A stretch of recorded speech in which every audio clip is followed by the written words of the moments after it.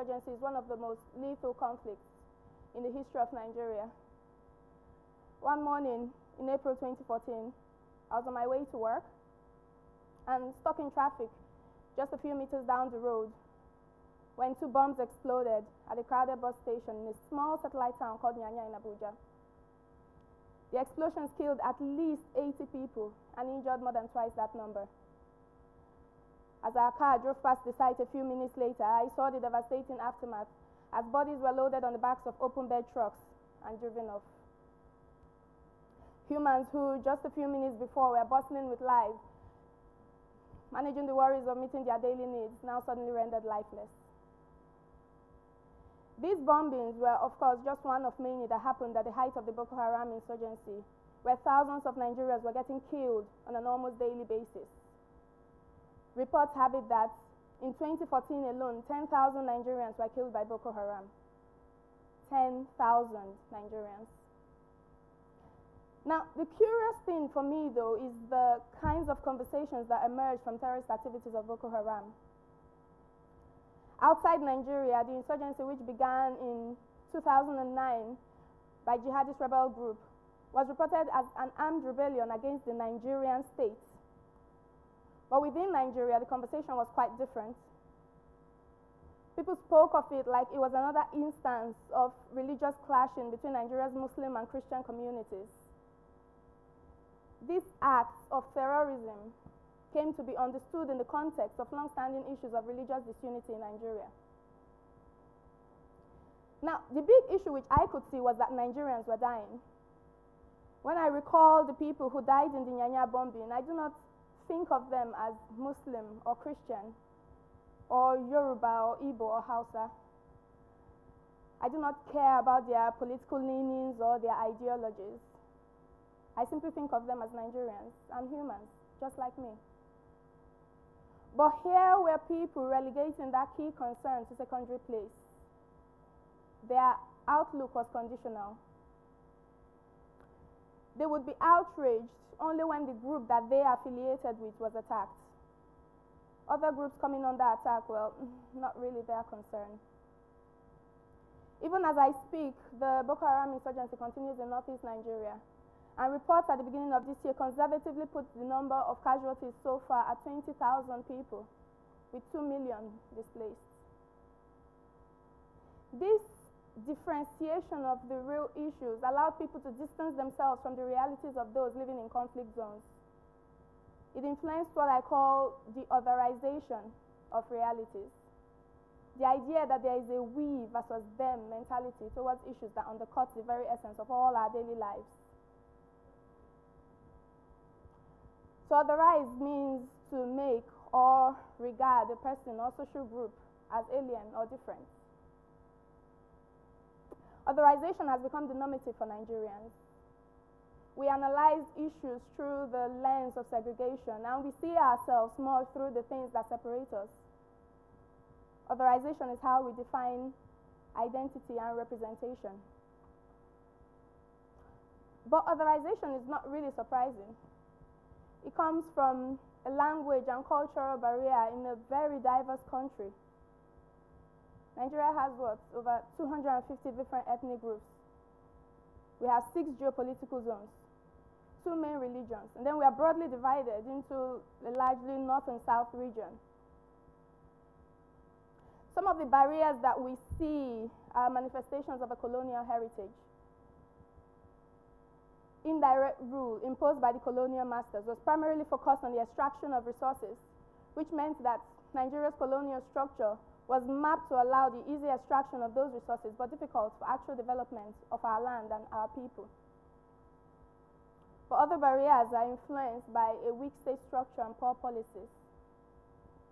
Nigeria's reliance on an oil economy, the decline of the formal industrial sector, and widespread corruption are all factors that have contributed to widespread inequality in the country. Poor laws and policies have created an Orwellian reality. All Nigerians are equal, but some are more equal than others.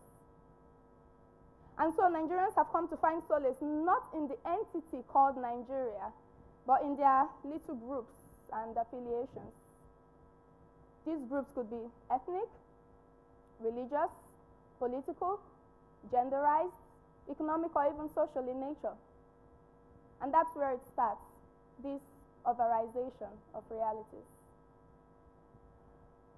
But as long as we continue to authorize our problems and issues, choosing to pick the injustices deserving of our attention, and deciding to speak out only when issues directly affect us, we will make no progress. To counter authorization, I argue that we need more moral imagination as a people. Moral imagination simply means the unique human ability to conceive of fellow humanity not as objects whose values rest in their utility alone, but as persons. The idea that we are all people and we are all here. Basically, moral imagination asks the question, can you look beyond how a decision affects you to see how it affects others? When I think about moral imagination, some examples come to mind.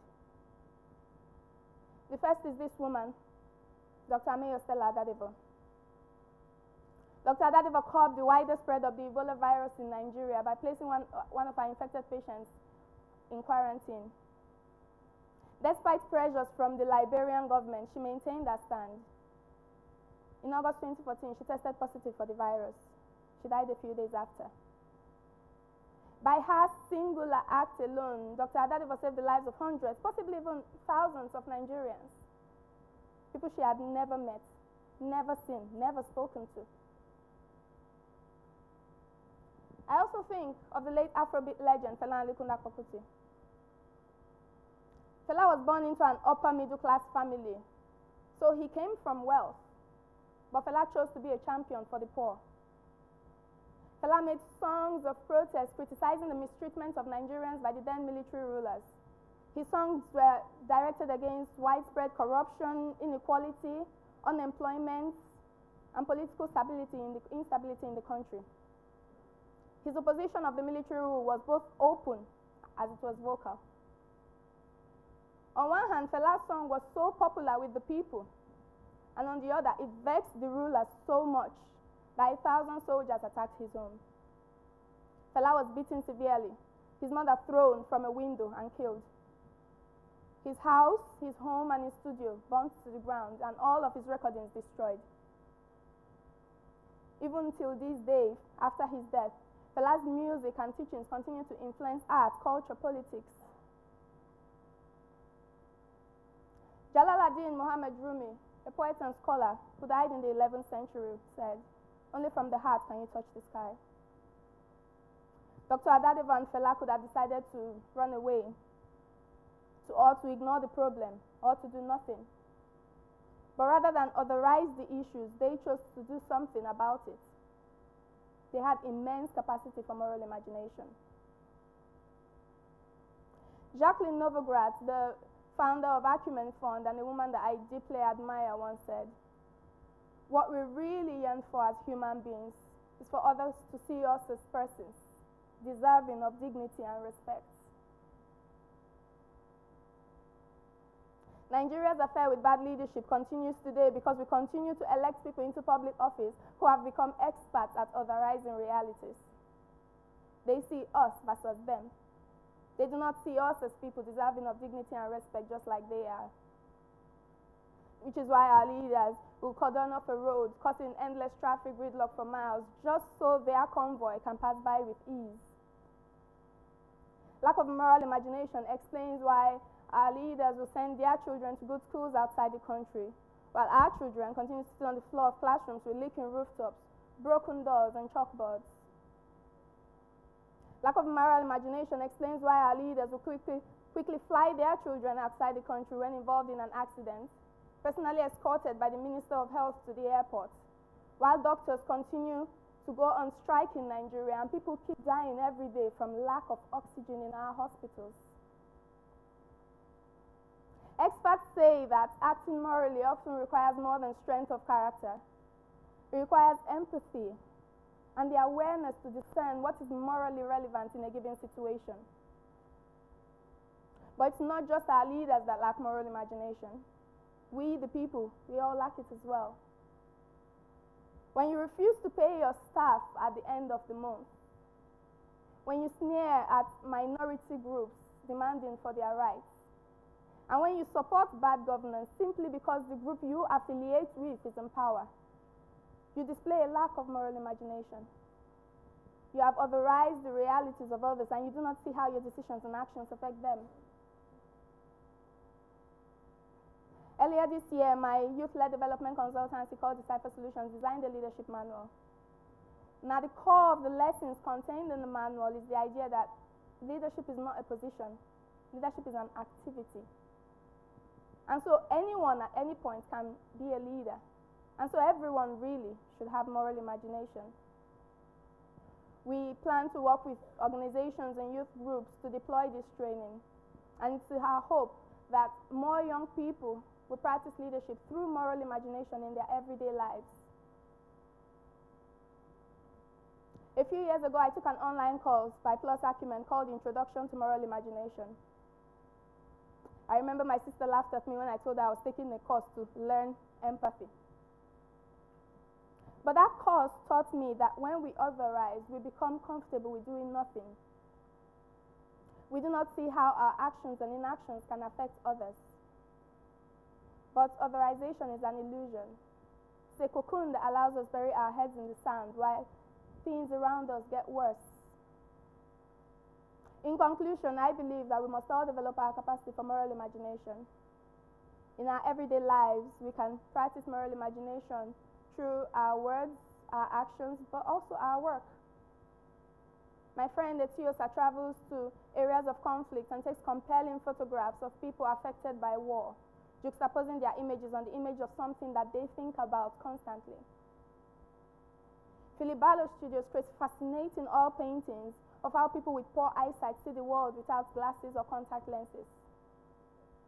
Works like these show the realities of the lives of others. And you can do the same through your writing, your research, your speech.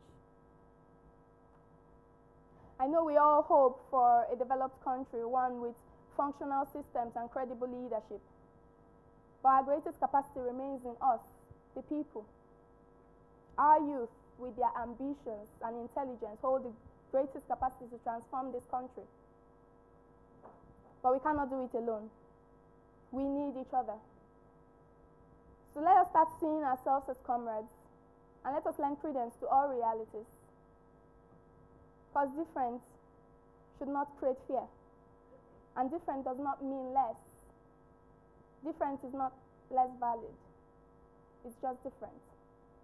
Thank you.